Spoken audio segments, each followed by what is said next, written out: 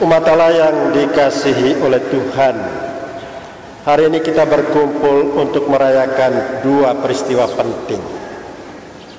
Yang pertama, kita akan membuka bulan Kitab Suci Nasional, dan sekaligus kita merayakan 102 tahun keberadaan dari paroki ini. Ketika berkumpul dalam perayaan seperti ini, kita ditantang dengan tema bulan Kitab Suci yang mengajak kita untuk merenung dan merefleksikan siapa sesungguhnya andalan saya di dalam hidup ini.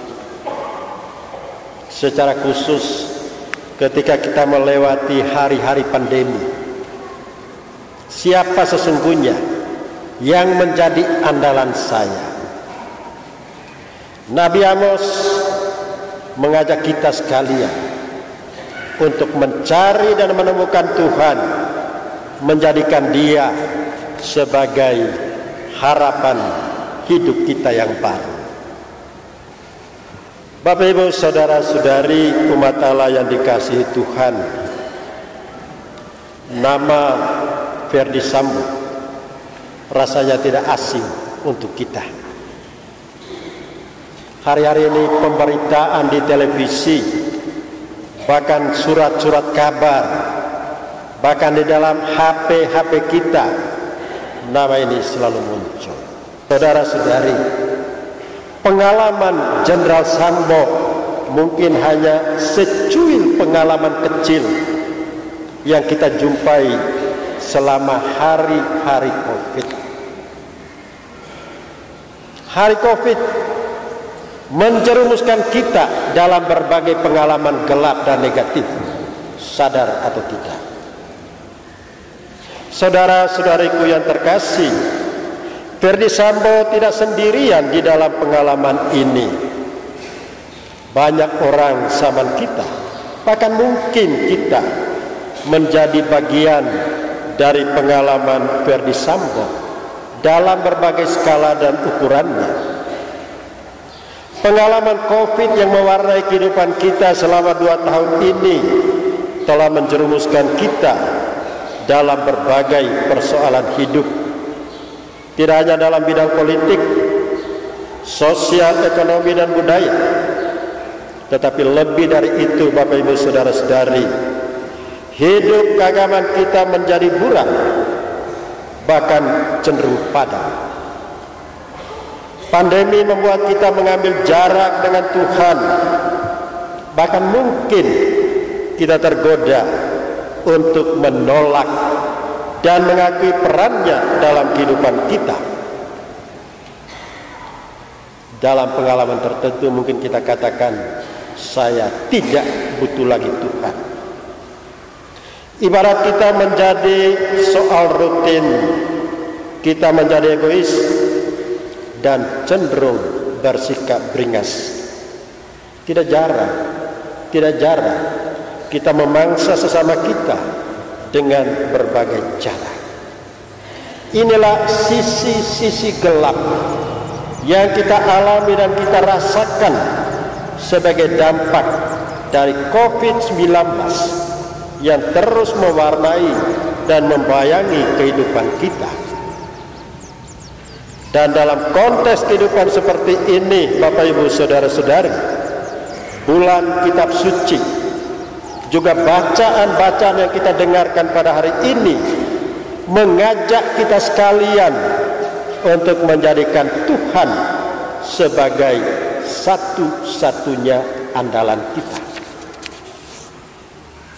Kitab kebijaksanaan yang kita dengarkan dalam bacaan pertama mengingatkan kita sekalian bahwa kita cumalah makhluk lemah dan fana. Kita ini ibarat bejana tanah liat yang rapuh. Dalam kerapuhan kita, bahkan ketika kita melewati hari-hari pandemi, kita mengalami disorientasi, kita kehilangan harapan, kita tidak sanggup lagi melihat dan mengalami kehadiran Tuhan di dalam kehidupan kita. Malah mungkin kita protes, lilin-lilin kita tidak lagi menyala, patung-patung kita tidak kunjungi lagi, karena kita bertanya, di manakah Engkau Tuhan, sehingga membiarkan kami seperti ini. Saudara-saudari, pengalaman pandemi COVID dengan segala dampaknya telah mengaburkan pemahaman dan pengenalan kita akan Tuhan. Bahkan mungkin Tuhan dianggap sebagai Bapa yang tidak adil, yang memberikan hukuman kepada kita melampaui batas-batas kemampuan kita untuk kita pikul.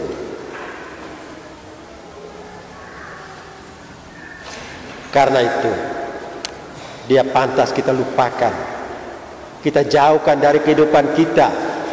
Kita akan jadikan yang lain sebagai andalan dan tumpuan harapan kita.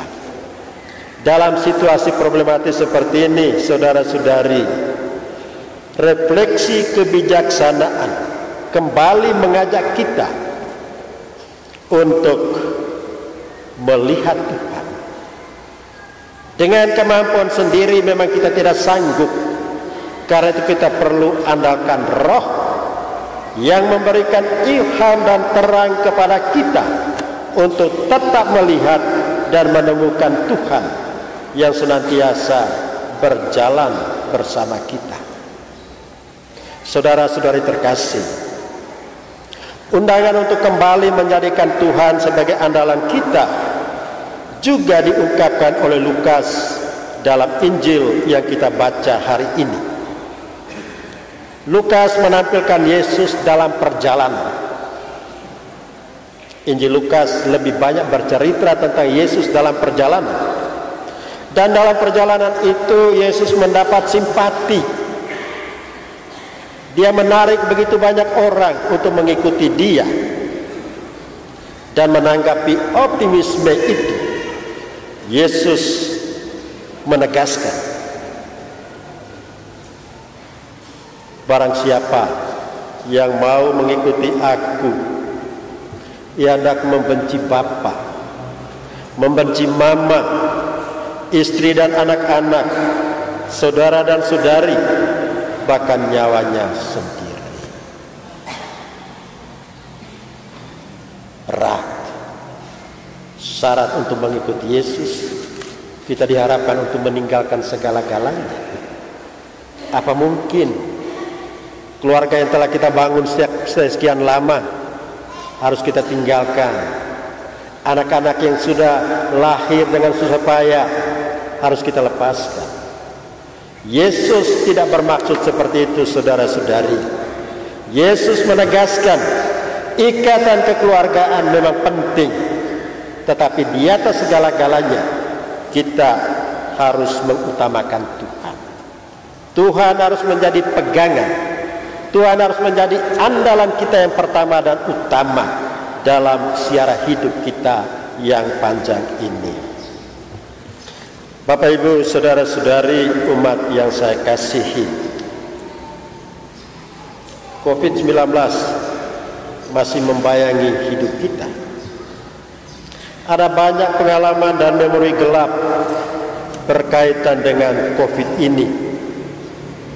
COVID tidak hanya membawa dampak negatif dalam bidang politik, sosial, ekonomi, dan aspek-aspek kehidupan yang lain. Tetapi lebih dari itu, dia membawa dampak yang masif dalam hidup keagamaan kita. Peristiwa Samo itu hanya satu contoh kecil dari sekian banyak pengalaman yang dirasakan dan dialami dalam komunitas manusia. Eksistensi Tuhan sebagai Bapa yang rahim mungkin dipersoalkan, bahkan disangkal dan ditolak. Kerahiman Allah, Allah yang berbelas kasih, nampaknya sulit didamaikan dengan pengalaman-pengalaman konkret yang kita miliki. Dalam konteks seperti ini, Bapak, Ibu, saudara-saudari, bacaan-bacaan kitab suci Mulai dari bacaan pertama, refleksi kebijaksanaan, bacaan kedua, Paulus menulis surat kepada Filemon, mengharapkan Filemon menjadikan Onesimus sebagai anak. Dan Injil Lukas menantang kita untuk memberikan jawaban hari ini. Siapa sesungguhnya menjadi andalan kita? Mari dengan pertanyaan ini kita memasuki bulan kitab suci.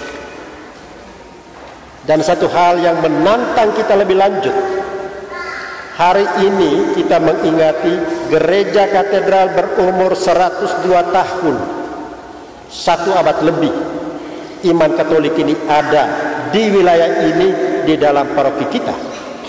Tetapi saya, dalam penelitian yang dibuat oleh Pusat Pastoral Keuskupan Rute, dalam evaluasi yang dibuat pada bulan Januari, minat umat Katolik terhadap kitab suci hanya sebatas 60% dibandingkan dengan bidang-bidang yang lain. Ini suatu kenyataan yang menantang. Apa benar gereja Katolik yang sudah berusia lebih dari 1 abad hanya melihat kitab suci sebagai embel-embel pinggiran dan bukan menjadi pusat kehidupan umat Katolik? Ingat, kitab suci adalah buku pegangan dan pedoman hidup. Santo Hieronymus mengatakan, barang siapa tidak mengenal kitab suci, sesungguhnya tidak mengenal Kristus. Mari kita jadikan bulan September sebagai momen strategis untuk membaca dan merenungkan kitab suci. Tuhan memberkati kita semua. Amin. Dengan mohon pertolongan Allah Tritunggal, Bapa, Putra dan Roh Kudus, dan Bunda Maria, Taman Suci, Bunda Gereja, dan kita semua. Dengan ini secara resmi kami melaunching seluruh kegiatan bulan kitab suci nasional, rangkaian kegiatan menjelang paroki kita, dan melanjutkan kegiatan pastoral pariwisata holistik tingkat paroki Santa Maria Assunta dan San Yosef Katedral UTN.